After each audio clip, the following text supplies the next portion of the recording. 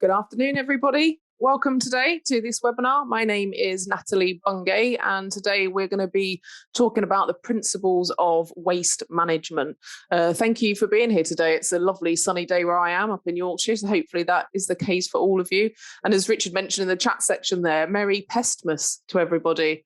And those of you who don't celebrate Christmas, just a happy Wednesday to you. And again, thank you for being here with us. Just before we get started, I'll do my usual quick housekeeping just for those that haven't joined us before. So CPD points, we have one for today. It's an hour webinar, so we have 1 point available. If you are watching the webinar recorded, so not live, then of course you'll get your 1 CPD point as well. You just need to go and register that yourself with the relevant CPD scheme. Okay, so 1 CPD point there. I mentioned we've got a chat section, so really important. We've got a Q&A section and a chat section. So we want to be using that chat area for chat amongst yourselves, any comments you've got, or you might think of something that would be useful to everybody else here, some links to information or just some experiences you've had, then share them in the chat section. But also if you have any technical issues, so I can't see you or hear you, so I'm going to be assuming my sound and video and sharing of screen is working fine. If it's not, then just let us know in that chat section, and my colleague Scott, who's sitting in the background there, will keep an eye on it and help anyone out if we do have any issues. And of course, pop in and let me know if there are any problems. Worst case scenario, it's only ever happened once in 2 years, but if my Wi-Fi suddenly goes down or something stops working, again, Scott's there to pop in and just give you all the heads up on how long I'll be and my ETA, my return time. So hopefully that won't happen though. So yeah, chat section for chatting and technical issues. Now the Q&A section, you'll see again, there's a button that says Q&A. I'm going to be doing questions at the end. So, get those questions in any time from now till the end of the presentation. As you think of them, you might have questions you want to ask now. I may cover it in the presentation. If we do, obviously, I'll alert you to that when we get to the question. But the Q&A section for questions to me, because that's the bit I'm going to be looking out for. And of course, if there's any comments you want to make that you want me to be aware of or read out, then again, use that Q&A section. So without further ado, the principles of waste management. It certainly is a presentation you don't want to skip. I'm pausing for laughter there. I think you're all going to laugh. Get it? Skip? Yeah. Anyway, so we're going to be. I'm going to be sharing my screen now. Again, I'm relying on that this is going to work, and you can all see the front page there. Principles of waste management. And if I hear no more, I shall continue. So today's agenda then. We've got an hour, as always. The depth of detail here is going to be generic and as covering the areas I think are most important for you to consider. Of course, legal requirements is one of those. The duty of care that you have, which is all tied in with legislation, but to explain what that duty of care is that you have in terms of managing your waste. We've also your hazardous and non-hazardous pesticides, as well as other waste. So it's not just pesticides we're talking about here, but the hazardous and non-hazardous stuff that we may want to get rid of. And then we will go into and talk about carcasses and droppings a little bit, because that is quite a common question that we get. Again, as I said, we only got an hour for this, so it's designed to be an overview with the relevant detail to help you start on your waste management journey if you are only starting out, or maybe you've been doing pest control a while and thought, actually, I'm not quite sure if I'm doing the right things. You might have even had an assessment from us, and the assessor flagged up that some of your waste management needs looking at. So you join in today, and welcome to you all. But so details such as we're going to talk about waste codes and things. Don't worry about it if you don't know about it yet. I'm going to talk about it, but there's some real detail about waste codes and how you categorize your waste. These things won't be covered as much in really full detail, just because we've only got an hour. But I will mention the key ones, of course, because I want to try and help you as much as possible. But I will also mention other research that you can do just to go and find those other bits of information. And again, if you put it in the Q&A section on things you want to know about that maybe I haven't mentioned, if I can cover it for you, I will, as long as we've got time and I've got it in here and I know what the answer is. But failing that, of course, as always, I'll get those questions printed out, get them answered and sent out on an email to everybody who's attended today. So yeah, great to see you. There's a chance that I'll get this webinar done exactly on time today, actually, which some of you might think, oh, that's nice, Natalie. You're normally over by a good 10 minutes. But I want to give what I can give that's going to be useful to you. And if we go over a little bit, then fine. But it's a slightly shorter presentation than normal. So yeah, you never know. It may even get done earlier and have a lot more time for questions. Okay, good. Right. So I'm assuming everything's good and there's no problems with my sound or audio. So legislation, really, really key for us to understand, not the intricate detail of the legislation, but just to understand that you do have a legal requirement in, England, Wales, Scotland, Northern Ireland to deal with your waste. Um, you know, this is to demonstrate you have that legal requirement. So in England, we've got the Environment Agency. They're the agency that are responsible for ensuring that waste is managed and disposed of properly in the UK. It's the authority that would do any inspection. So it's the Environment Agency in England that's responsible for it. And the legislation that you've got there, the Environmental Protection Act is the main piece of legislation. And it basically, that piece of that act imposes a duty of care on, people that handle waste. The duty of care affects anyone that produces, imports, carries, keeps, treats, disposes of, you get the gist, pretty much anything you do with waste, anybody that does anything with waste, or, you're responsible and you have a duty of care to manage that and reduce it as possible. So, the waste regulations that you can see there, the 2011 regulations, they give more detail on the expectations of how you manage that waste and the things like consignment notes and so on and so forth. And we also have a hazardous waste regulations because, of course, hazardous waste is of more concern, and there's some more detail in there. So I'm not going into each one individually, don't have time for that, but that's the piece of legislation in England or that the legislation you would need to be working within. And then we have, excuse me, my voice is going today. So we've got Northern Ireland. So most of the regulations that go over the four areas of the UK, they're pretty much the same. They have slightly different names. You can see here, Hazardous Waste Regulations, Northern Ireland, 2005, the waste regulations, Northern Ireland, 2011. So they do generally say the same things, but they're just slightly different presentation and the slightly different areas where you would research them. But good for you to know that, this is where you would need to find the information. And again, the Environmental Protection Act 1990 gives that duty of care on those that produce waste.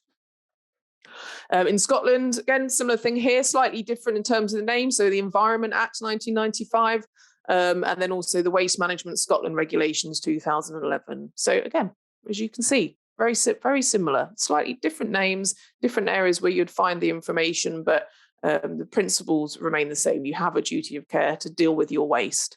And last but not least, we have Wales. And, as you can see there, all the same, the Environment Protection Act, Hazardous Waste Regulations for Wales, and the Waste England and Wales Regulations 2011. So you really do have that responsibility. It's not just if I get round to it, or maybe if I just create a little bit, it doesn't matter, or if I create a lot, it doesn't matter. It does matter, okay? This legislation covers that. That is your duty of care. So what is waste? The technical term for what waste is any substance or object which the holder discards or intends or is required to discard.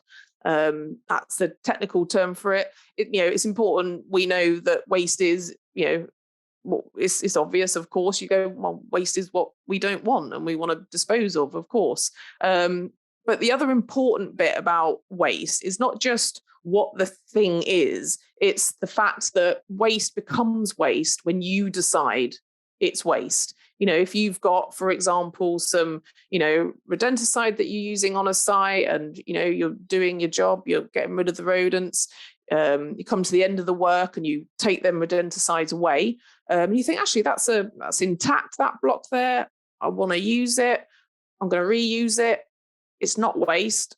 Great, it's not waste. So, you don't need to worry about any of this because it's not waste. However, if it's pretty moldy and half eaten and you're thinking, I can't be using that, then you're deciding there that's waste, so it becomes waste. So it seems simple, but it is. Waste becomes waste when you decide it's waste.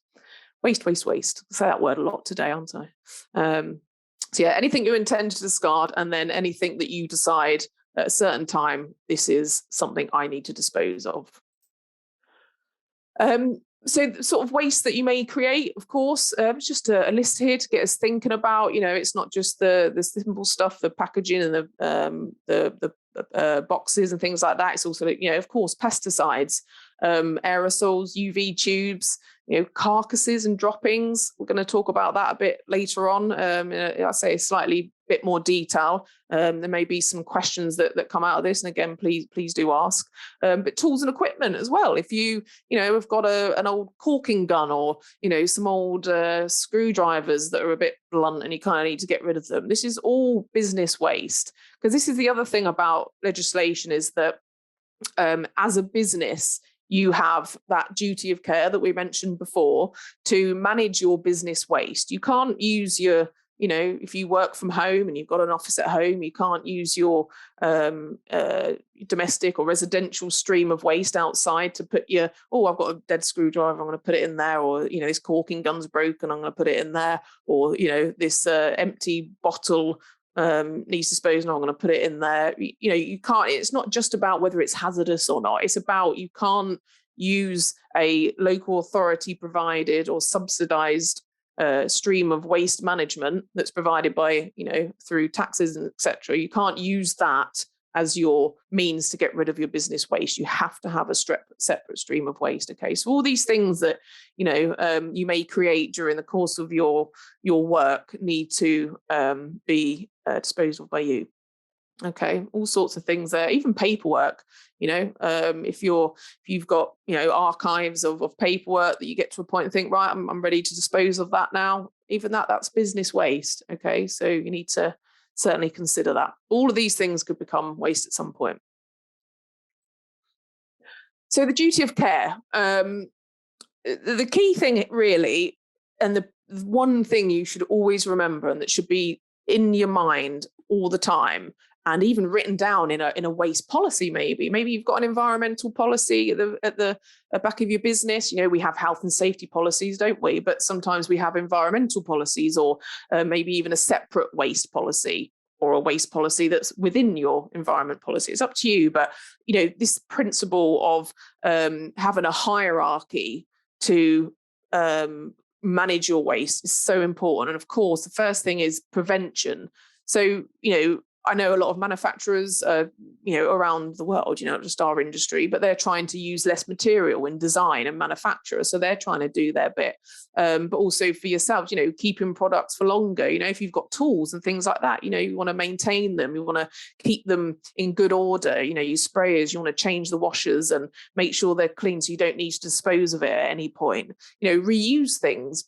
So again, like I mentioned with the rodenticide there, if you feel that it's suitable to reuse that product again, if it's not been damaged, or it's still palatable, things like that, you can reuse it, and you have a bucket, a separate section for reusable stuff.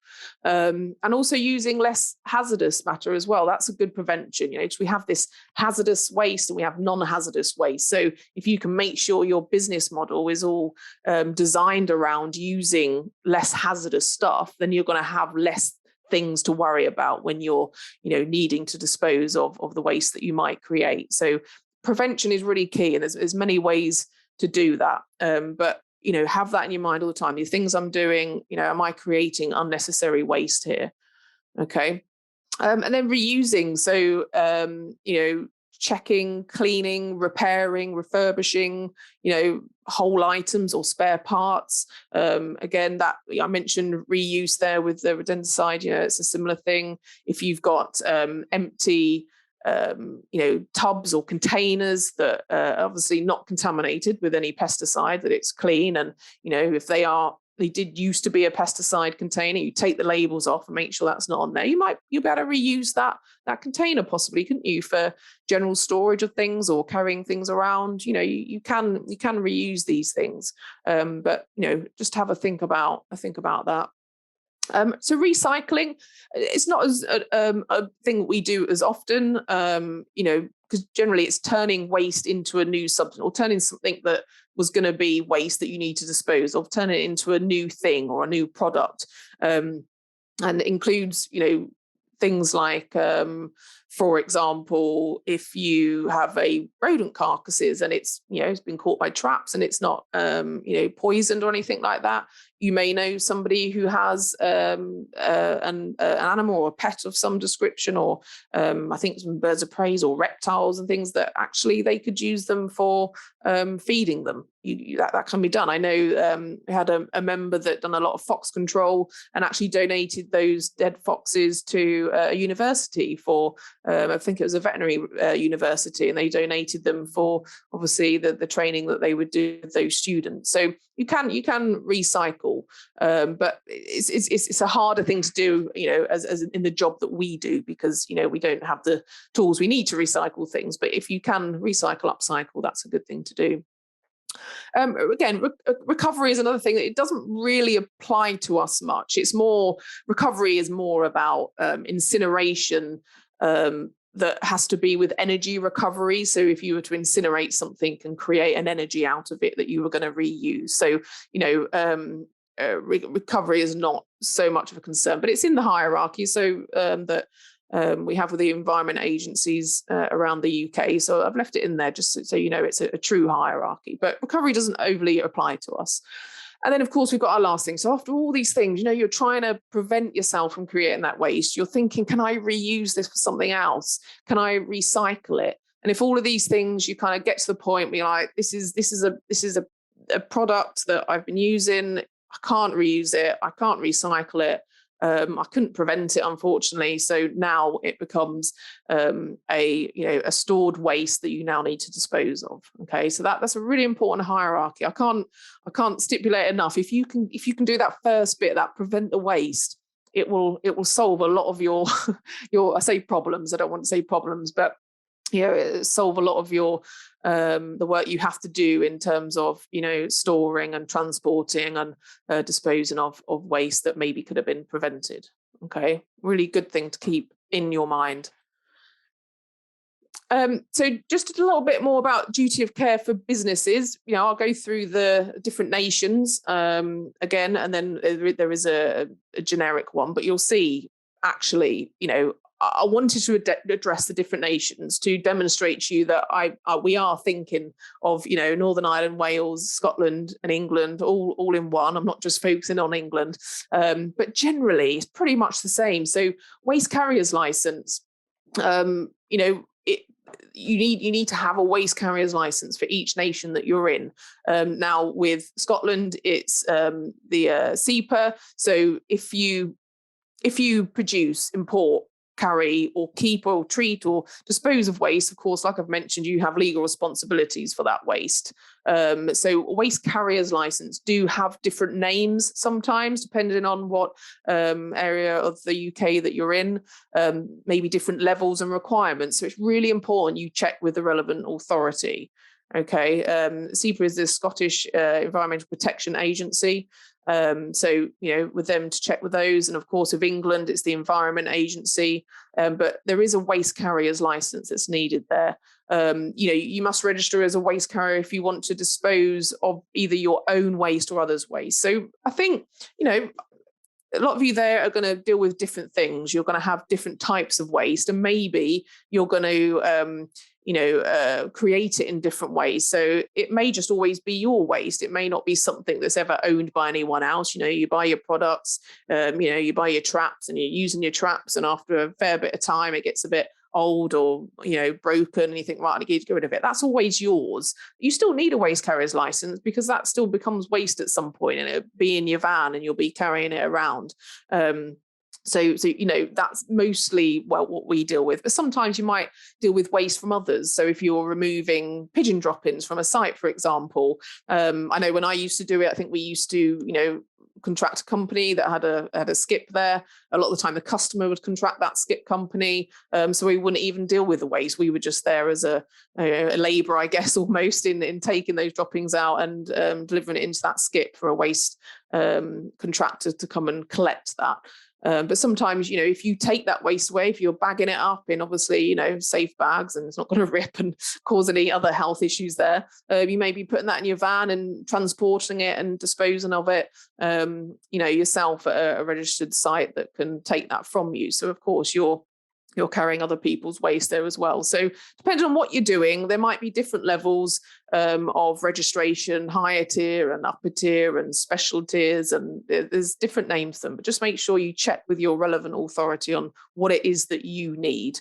Okay. In Scotland, if you transport waste or arrange the transport of waste for others, it's likely you will need to register with SEPA as a waste carrier, maybe a broker. You wouldn't be a professional collector or transporter necessarily because you're not doing it as part of your job.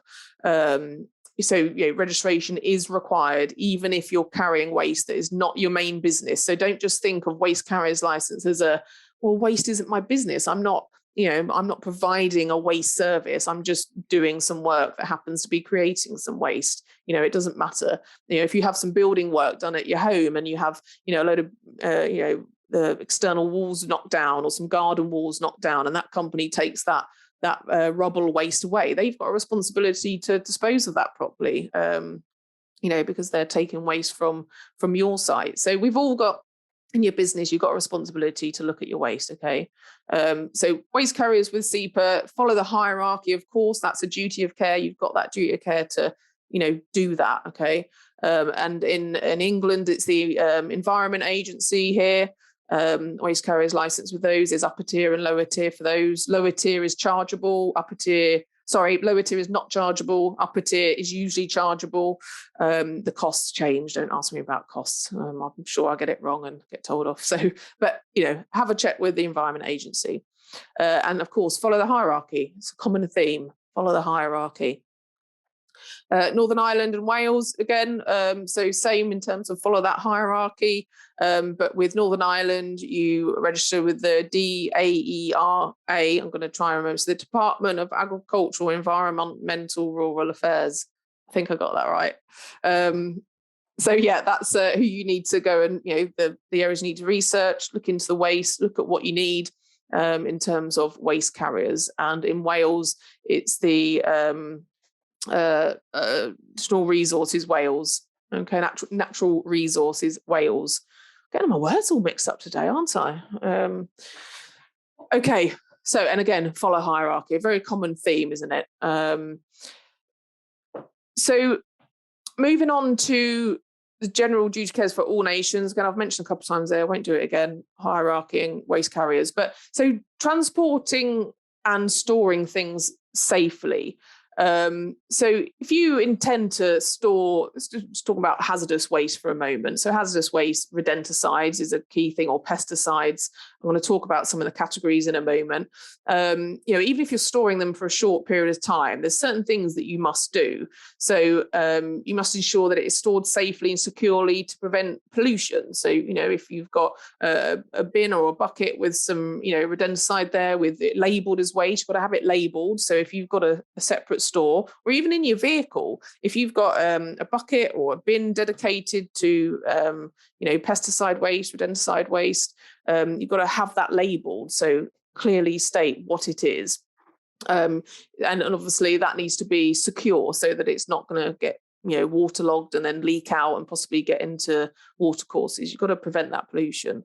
You've got to ensure that it's packaged and labelled correctly, like I mentioned. So you've got to you can't just have a bucket in the corner that no one knows what it is, or have waste in a bucket that's got labels of random products on it. You need to make sure that it's labelled as whatever waste it is. And especially if you've got, some technicians or a larger company, it's important for this distinction. You don't want technicians coming into the store and, wrongly rifling through a waste, a bin that's full of waste. You might think it's common sense, but we're not talking about just common sense, are we? We're talking about the legislation now and what your duty of care is. So that is that you package and label it correctly. You should also keep different types of hazardous waste separate. So if you've got insecticides and rodenticides, those things should be kept separate. and also keeping hazardous and non-hazardous waste separate. So, if you've got, recycle, cardboard, or you've got some PPE that's not contaminated with anything that's hazardous, it's just maybe a bit dirty from the field or whatever, you don't want to be mixing that up with your hazardous stuff like your pesticides. Keep liquid hazardous waste in a dedicated area with a bun. So if you've got, hopefully you won't, again going back to that prevention, try not to create any waste, especially liquid waste. But if you do find yourself that you just unfortunately didn't empty that sprayer in time, and that product in there is no longer usable, and you need to decant it and into a container that's labeled, of course, and secure, and you need to dispose of it, you need to make sure it's bunded. Now, bunded doesn't mean you've got to build a fancy store for it. You just need to make sure that if there's a possibility of that leaking out, it's going to be contained in something that's non-permeable. It's not going to get out into the environment, okay? Because liquid is particularly flowable, isn't it? In a way. So, and then the other thing is to regularly check storage areas for leaks. So just a quick check round, your store well. So these things is what we need to do. So to transport and store them safely, we need to ensure that it's labeled, it's safe, it's secure, it's not going to leak out anywhere. That's the key things, okay? So the other thing is that you've got to dispose of it regularly. And I understand, the principles to it. And, I speak with members regularly and we talk about waste, and they may say, well, I've got like half a tiny little bucket of stuff that, okay, it's been there a couple of years, but I do the prevention bit, I don't create any waste. I prevent creating waste, but this little bit here that I've had for 2 years, I just don't think I've got enough to get rid of. Now, that again, in terms of the agency's expectations and the legislation expectations, that's not okay. You have to dispose of it regularly. Now, you might say, Natalie, well, what's regularly? It's there is no guidance. However, there's something called quarterly returns that the Environment Agency, most of the agencies around the UK expect from people that move hazardous waste, and they have to have quarterly returns. So every 3 months they expect some information to be given on what waste has been moved, or what's been going on. So with that in mind, the guidance is that you should be getting rid of your waste every 3 to 6 months, because that's regularly, isn't it? We shouldn't be holding on to it and just waiting until we've got a big massive bin full that feels a bit more worth getting a contractor in to get rid of it. Okay, it's got to be regularly, whether it's a small little package or a big large skip. It's got to be regular. And then you've got to document waste movements and disposal. So, if you're using non-hazardous, if you've got non-hazardous waste and you've got a bin there and it's all labelled and stored and it's nice, and you think, right, it's been 3 or 4 months, I need to get rid of it now, you'll use a licensed contractor, many of them available. And when that waste changes hands, they will pass you over either a waste transfer note or a consignment note. I will talk about them a little bit more in a moment.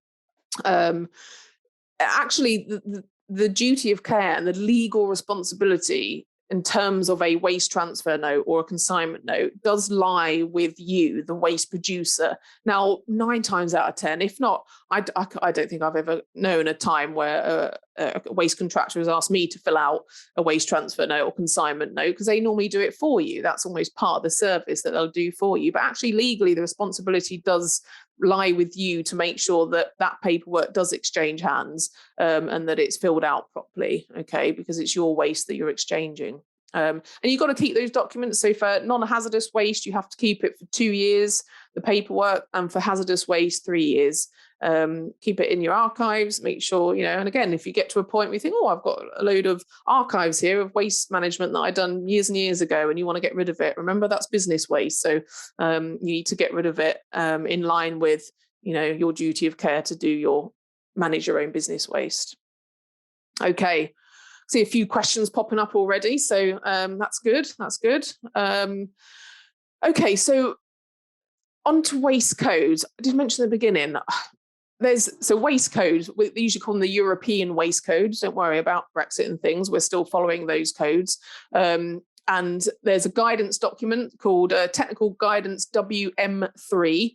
If you were to put that in a search engine for your relevant nation, so, Northern Ireland, Technical Guidance WM3, or England, it'll all come up with the same document. It's a very long document, but usually about halfway through, it starts with a table of codes that you can pick out and allocate to your waste. Now, there's 20 categories, and in each category, there's, anything from 10 different codes to, maybe 30 different codes. It depends on what category of information you're looking at. But just as an example, pesticides, they fall in the category 20. So that's the 20th category, municipal wastes, and the actual pesticide specific bit is 200119. So when you're filling out a consignment note, because consignment notes are needed for hazardous waste, again, I will come on to this, you would put that code on that note, because 200119 is a code for pesticide waste. Okay, so there is guidance for that. You can go and have a deeper look into it. I'm going to mention a few other codes here, just if anybody wanted to get their pen and paper out and note them down, please do, because I won't be able to go back on it, obviously.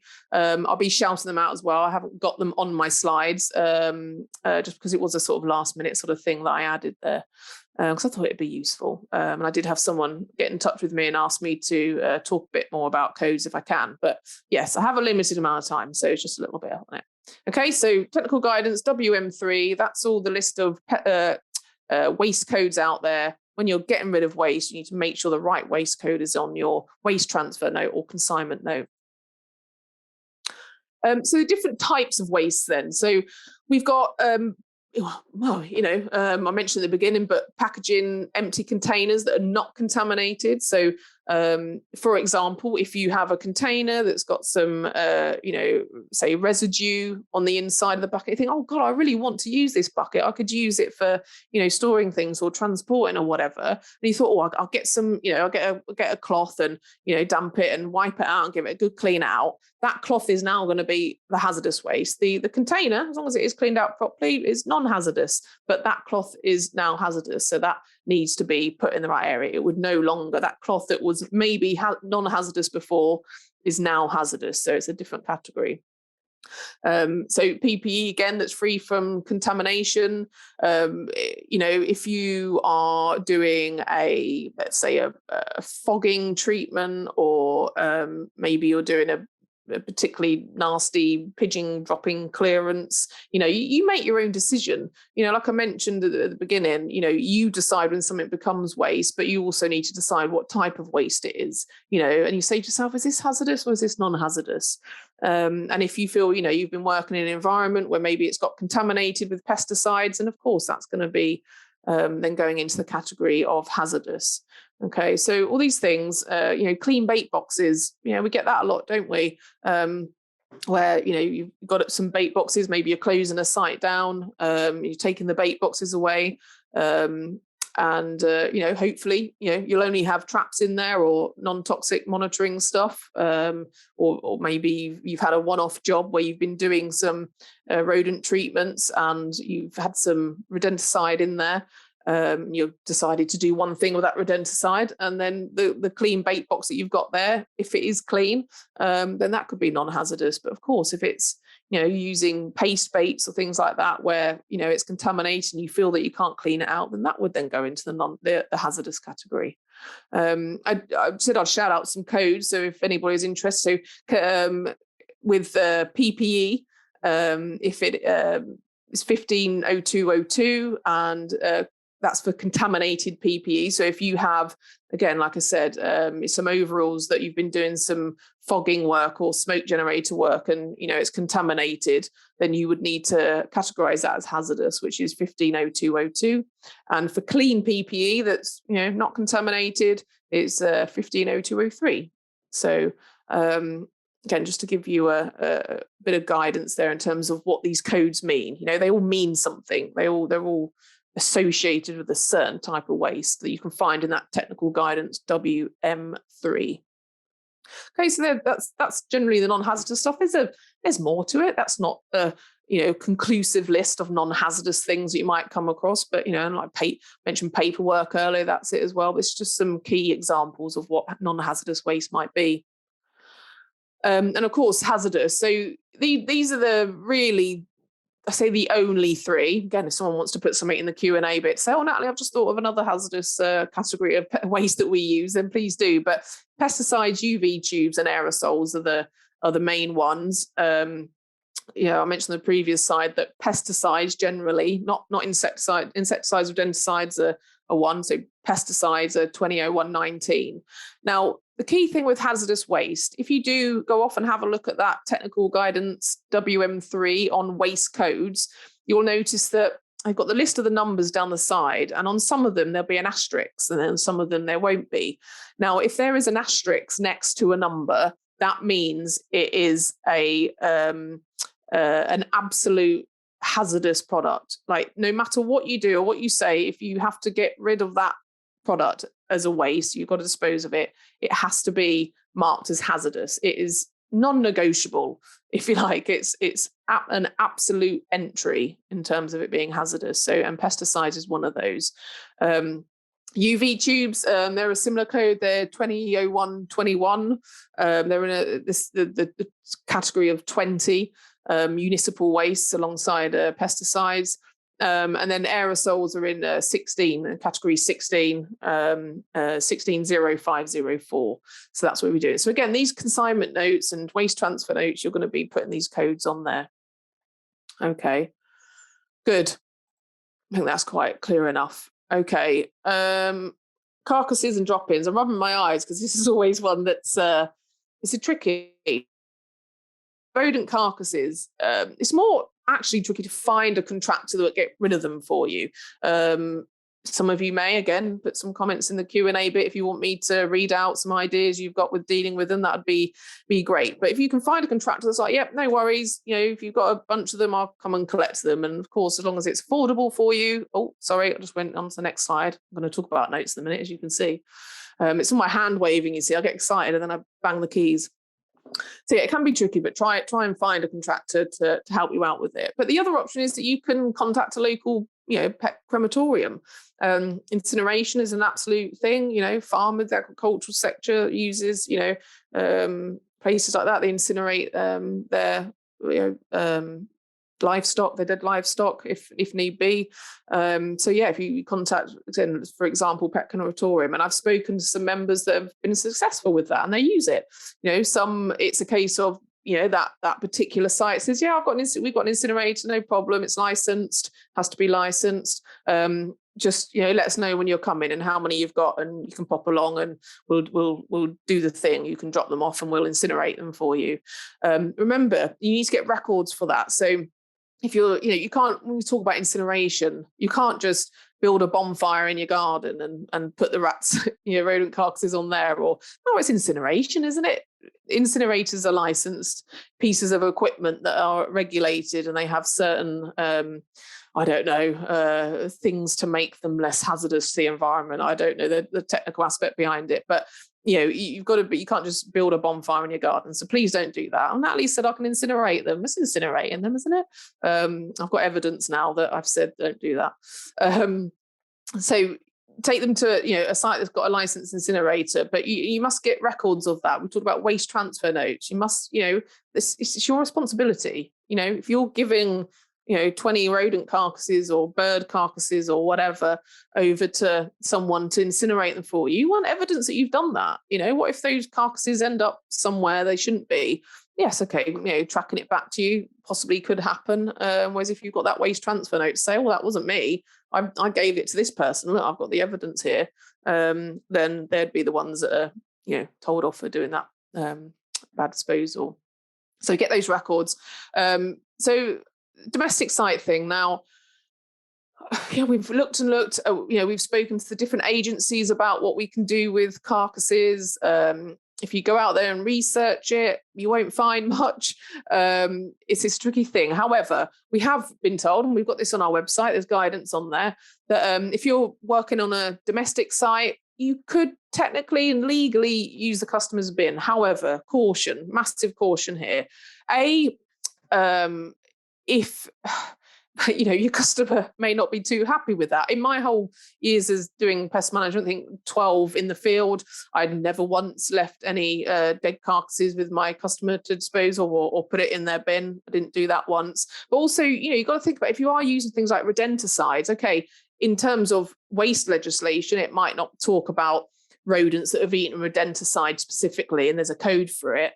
However, of course, you've got the secondary poisoning issue, and the fact that it's contaminated or eaten rodenticide and it's got it within its system. It's our duty of care, I think, to consider that a little bit more considerably, and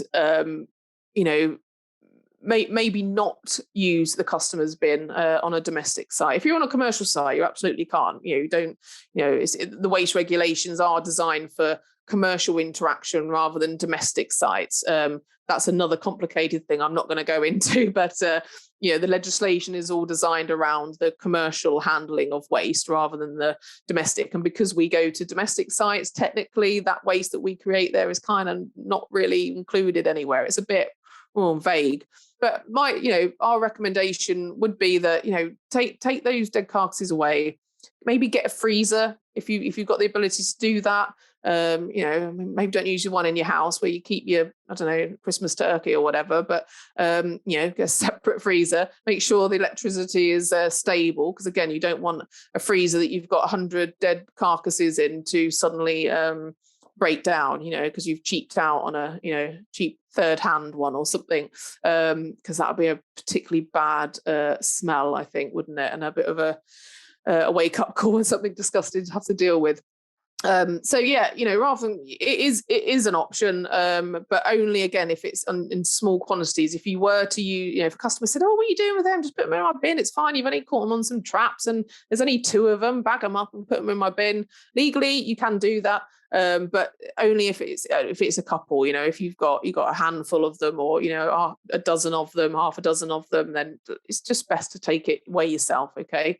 And we have created that way. So if rodents are, if someone calls us out to their site and they've got rats on their site, those rats are not waste. Those rats are living animals. They're in the environment. They're doing their thing. And we've been called out to deal with them. And the things that we do have now created those rats to obviously die and become waste. So we have created that waste. That would be what the technical judgment would be on whose waste that is. So rodent carcasses they're going to be ours. It's going to be our waste. Okay. Can you recycle it? I mentioned before, didn't I? Have you got somebody who's, got a university that wants to study a dead fox that you might have, culled, or if you've got a trapped rodent that someone can use to feed their pets, or I don't know, ferrets eat those things? I'm not sure, actually. I never kept ferrets or anything like that. But yeah, can you recycle them? And then what about drop-ins? So drop-ins is the trickiest one. Probably the most common question we get is, we don't know what code to allocate. Everyone was talking about the codes. I don't know what code to give them. But there is a section for waste from agricultural, horticultural, hunting and fishing. And that category generally comes under, it's number 2, so 02. So 02, 01, 06 is animal feces, urine and manure. That's basically what that code is. So that's the best one that we can see on there that actually even mentions anything about animal feces. So again, like I said at the beginning, it's up to you to decide what this is waste now, and this is the category of waste it is. Okay, you're responsible for finding a code. So, go and have a look at 02, 01, 06 in terms of like pigeon droppings and, rodent droppings that you might clear up if it's been particularly bad. That would be the code there. So again, they're considered non-hazardous. Right, I said this might be a shorter one, and it's not. Okay, let's get along. So I've talked about waste transfer notes a fair bit, haven't I? And basically, they're just documents that detail the transfer of waste from one person to another. And a waste transfer note is only for non-hazardous waste. So you're uncontaminated. Is that a word? Non-contaminated. Anyway, the stuff that's not contaminated with hazardous pesticides, like PPE, you could use, you'd use a waste transfer note when you're giving it to your contractor. And you must ensure that every load of waste receives, or you pass one of these transfer notes. You swap that information. Okay, there's templates out there. The environment agencies around the UK have got templates of them. If you can't find them, give us a tinkle, and we'll find you a link to them. But usually your contractor, if you've got a waste contractor, they will normally have these things for you anyway. And then, like I said, a consignment note is needed. So a consignment note is for hazardous waste only.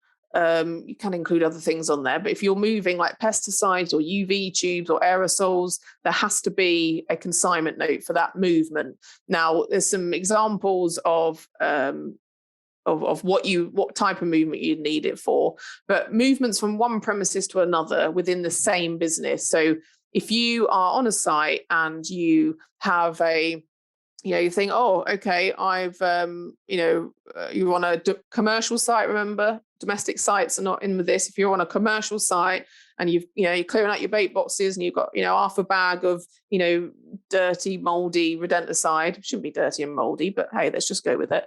Rodenticide, you think, right, that's waste now, I need to get rid of that. Then you need a consignment note to track that waste from that site, Bob's Butchers, famous Bob's Butchers back again. I wonder if there is a Bob's Butchers out there. We'll have to go and search that, aren't we? I might have to stop using it. But yeah, if you're traveling, from that commercial site to your store with that waste in transit, you need to have a consignment note with it. You don't need to give a copy to your customer because it's your own waste, but you need to track that to your stores. And then you keep that. And then once you get rid of that waste with the end disposer, with the contractor that's getting rid of it, completely for you, and it's now none of your responsibility, that consignment note will follow. Okay, and you need to keep a copy of that, and they'll keep a copy of that. So it's the tracking. Consignment notes are about the movements of hazardous waste, because the environment agencies around the UK are concerned, of course, about hazardous waste. They don't want it to go astray and end up somewhere it shouldn't. So hopefully that makes a bit of sense. With that, I'm sure there'll be some questions. Okay. So the actual forms and the way that you do this, okay, within your business, whether you're a sole trader or whether you've got 1,000 technicians, it's a larger subject. I can't go into all the details here on ideas and what you can do, where you can do it, what forms you can use, what you got to fill in, when you got to fill it in. But if you want to discuss it further, you can either pop us a call, or we do actually have a full one day, I think it's 9 a.m. to 4 p.m. online training course on waste management. I think it's like 900 quid for members and a little bit more for non-members, but it's a full day's training course, and the detail is gone into there on how to submit things like quarterly returns, which you need to do for consignment notes and hazardous waste. There is more detail now. I just don't have time to go into it today. Really sorry about that. It's riveting, but very important stuff if it is something you need to do. Okay, but remember, all these things we're talking about: waste transfer notes, consignment notes, storage. If you can go right back to the beginning when I said, prevent that waste. If you just prevent the blooming stuff, then you don't have to worry about any of this. You can almost go delete on the. Don't delete my webinar, but you can. If you prevent it, you don't need to worry about it, do you? So yeah, the smallest amount you can create, the better. And always following cost hierarchies as well, and crew hierarchies, or in terms of trying using non-toxic things as much as possible. Again, you're going to limit this hazardous waste, aren't you? All the hierarchies out there, whether it's waste hierarchies or cost hierarchies, if you follow them, you're not going to create all this stuff, are you? It really solidifies that. Okay, just a tiny bit then before we go into questions. So how can BPCA help? So we've got a code of best practice available to anyone and everyone. It's a kind of do's and a don'ts. Don't do this and don't do that. There's not a hell of a lot of guidance in there. It's 2 pages. It's designed as a code of practice. So like I said, don't and do. But we also have a guidance document that's like 12 pages long, and gives a lot more detail into what you need to do legally. Again, all of the nations around the UK inputted on that. All the environment agencies helped us write that. The newest version was 2019, but it takes that long to get these versions out. It's a lot of work, and it's still relevant. Go and have a look. It is only available to members. So yeah, if you want access to that, then give me a ring and we'll get you signed up to membership. We've got all sorts of other bits. Okay, and like I mentioned there, waste management for pest companies. It's an online classroom that you can sign up to. Just have a look on our website. And yeah, if you're concerned about waste a little bit more than what I've covered today. Okay. All right, then I'm going to stop sharing my screen. We've got 6 questions there for me today. So fingers crossed I can help you all. So Ed here has said, I think it's more of a comment. So current legislation requires that all waste and recycling is disposed of through a commercial contract. Yep, great, Ed. You mentioned that earlier on than I did. I did get to that bit eventually. So yeah, you have to dispose of your business waste through commercial contracts.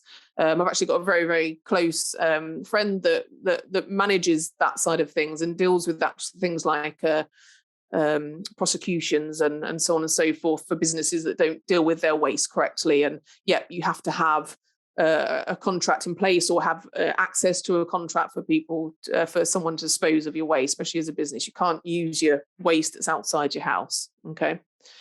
Great. Richard Connolly. So we have a company who collects our waste every 6 months. So would we still need a carrier's license? So yeah, good question, Richard. So that waste carrier's license is for, I'm going to use Bob's Butchers again, aren't I? So, I'm tilting off to Bob's Butchers and I'm doing my thing. And, he's got some, I don't know, flies around an area that's not, particularly sensitive. And I think, well, I've got to use some fly spray. I've got some of that, or, run a skirting board. I think, it's empty now. It's empty. That's now waste.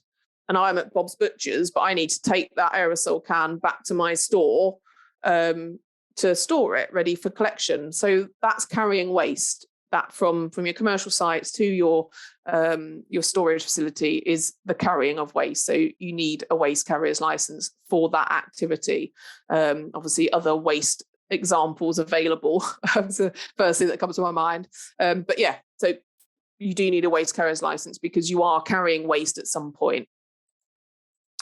Another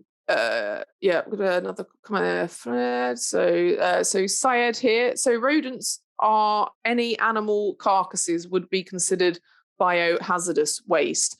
Yeah. So in terms of waste codes, that one I mentioned, the 02 code, 020221, I think it was. That's not a hazardous code. So it's not, unless there are separate codes for animal carcasses that might be infected with something. For example, when we have a foot and mouth outbreak, that's a whole different thing. They need to be dealt with in a different way completely. But generally, day-to-day work, rodent carcasses that we catch in a trap, or even rodenticide technically in terms of the waste codes, or we're doing a illegal pigeon cull, and we've got a carcass, that all comes under non-hazardous waste. Biohazardous it's not really a term that's used in our realms of things. That's more to do certainly in the medical industry and sometimes the veterinary industry, but that's a different thing to what we would need to worry about. So yeah, any animal carcass, I refer to rodent carcasses or bird carcasses a lot because that's a common thing that we deal with in the industry. Look, someone anonymous has gone and done it, haven't they? What is the waste code for carcasses and droppings? So let me have a little, hang on, let me get, I'm going to go back for you. I did remember, I used to know all these off by heart. I know the pesticide ones and the UV ones, but the carcass and droppings. So now listen, don't go taking this code and going, right, Natalie said it's that code, I'm going to write that on my note. Okay, go and check it yourself. Okay, the technical guidance, WMC, make sure you're okay with it. But yeah, it's 200199. I knew it's a 20 category. So that's rodent carcasses. The animal feces was 020106. Okay, again, go and have a look at it. This is my disclaimer, okay? Natalie Bungay takes no responsibility for the codes you put on your consignment notes or waste transfer notes to say that you're disposing of a particular waste. I said that quick, didn't I? So yeah, they're the codes. I think someone actually just put it up in the chat section as well for us, so that's very useful. Okay, I knew someone would ask me those codes again. So Roger here says, I thought feral pigeon waste was classed as hazardous waste. Is this not the case? No. So as I said, if you please, don't think, well, I don't want to go and look at a technical waste WM3 or whatever it is you said, Natalie, and read that document. It's like 70 pages long. Yes, it is. But you can scroll. It's fine. Scroll. And if you scroll down to the section 20, so 20.0199, you will see the description on there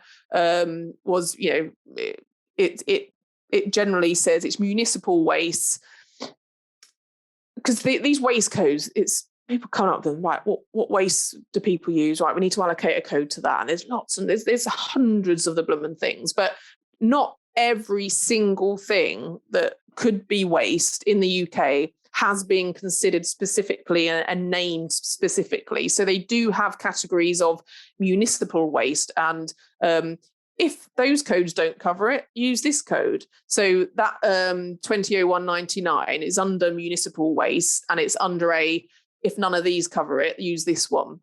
So that's there's nothing else that we could find that would suit it. There's nothing else. I don't think anyone else could find that would suit it. So yeah, there, and it hasn't got that asterisk next to it. That's the key thing I said in that guidance there. You'll see all the codes, and some of them have got an asterisk next to it, and some of them haven't. Okay, and they're considered the hazardous ones. Go and have a look there, Roger. It's a long document, but it does give you some information, and also our guidance documents as well. Okay, anonymous here. So if you're on a site and carrying out a clean and putting waste in a skip on the client's site that you have arranged for, who is responsible for the waste? Oh, that's a good one. Okay, so if I'm on a site, I'm at Bob's, and I'm carrying out a clean and putting waste in a skip on a client's site that you've arranged. So that's you've already arranged the disposal, haven't you? You've just taken out that need to transport that waste to your store. So what you've done is you've asked your waste contractor to, jolly on over to the site you're working on, put the bin there so you can put it straight into it, and then they'll come along and take that waste away for you. You still need to get those transfer notes, still need to get the waste transfer notes or consignment notes, depending on what it is. They'll tell you what you need. So yeah, you've taken out that need to carry the waste yourself, which is always good, and especially if it's hazardous waste, because you don't need that consignment note, do you, to track it from site to that site? You're kind of doing it all there, bish bash bosh. So hopefully that's answered it. You're obviously responsible for that waste, but you're making it easier on yourself because you've got that container there.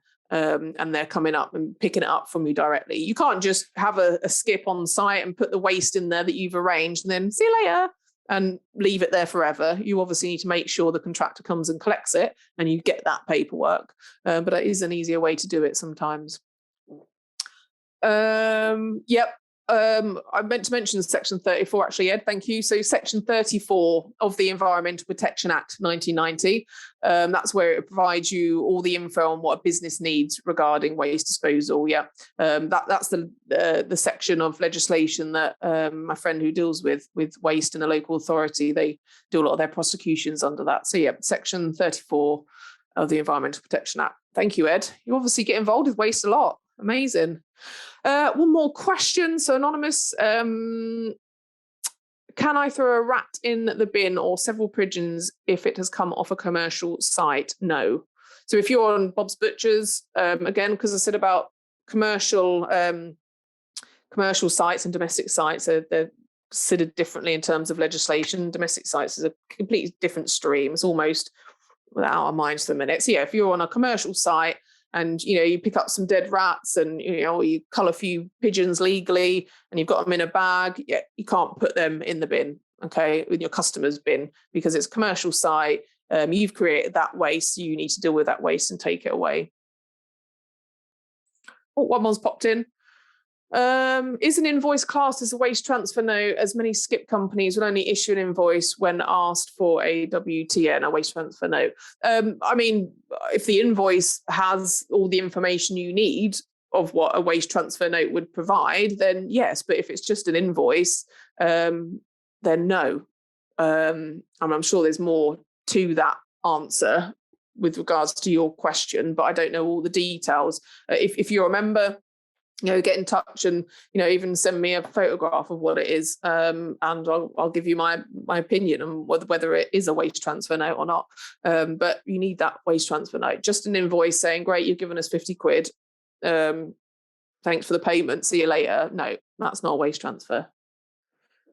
Okay, look at that. Oh my gosh. It's 13:30. I've finished exactly on time and there's no more questions. I think that's the first time in history that's happened. And I said it would be a shorter one, and it wasn't, was it at all? Classic me. So anyway, everybody, really appreciate you being here. Hopefully that's given you some food for thought. Maybe you've even thought, you know what, Natalie, that's covered everything I needed. Great, amazing. Any compliments you've got, pop them in the chat section. Any complaints that you've got, you can email I'm not in today at bpca.org.uk. Me being silly again, you see, it's Wednesday late on, I'm getting hungry. So without further ado, again, thank you for being here. Get in touch if you need any more support. We've got that training course there if you want to have a more formalized and a more detailed look into quarterly returns and codes and things like that. Okay, so that'd be good.